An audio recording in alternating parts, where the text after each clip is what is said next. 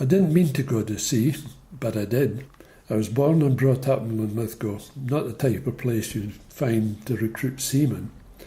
I was always a sort of adventurous sort of lad while growing up, and was always going off camping with the local scout troop, walking the hills or going off on cycle trips, exploring Scotland's highways and byways.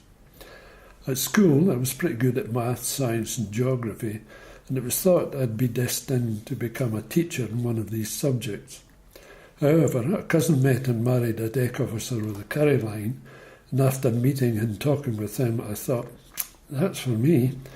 And so it came about when I was not quite 15 that he and my mother accompanied me to the Leith Nautical College, where I was offered a place as a cadet for the intake in August 1953, subject to medical and eyesight examinations.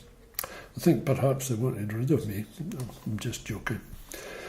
So I duly turned up on the appointed day, complete in my black battle dress with shiny bright brass buttons, to commence the training on the TS Dolphin, which at the time was moored in the West Old Dock in Leith Docks. There were 16 of us in the group, and the others coming from all over Scotland, Lewis, Shetland, Orkney, as well as mainland locations. Most had family members attached to the sea.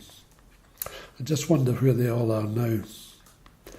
For the next 44 weeks and holiday periods, we were trained in seamanship and navigational studies, which included things like navigation and astronomy, elementary ship construction, rules of the road for sea, as well as splicing and knotting ropes, signalling, life-saving, which included lifeboat drills. Maths, English and science were all included. We also learned to row and take heavy-laden cutter twice rowing across the Forth to Burnt Island.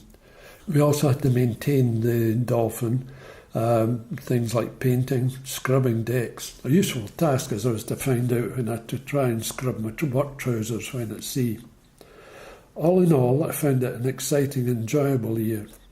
We had examinations throughout and were eventually awarded a Certificate of Merit. However, before going to sea, we had to find a place with a shipping company to take us on as an apprentice. In addition, another strict medical was necessary, and we had to get discharge book, ID card, passports, etc. before going to the sea.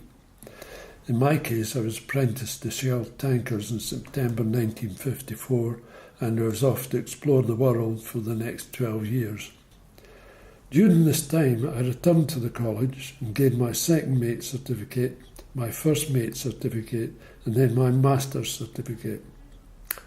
Perhaps it's worth noting that some 20 years later, I did become a geography teacher, but one with some practical experience of the many countries, rather than one who learned it all from books.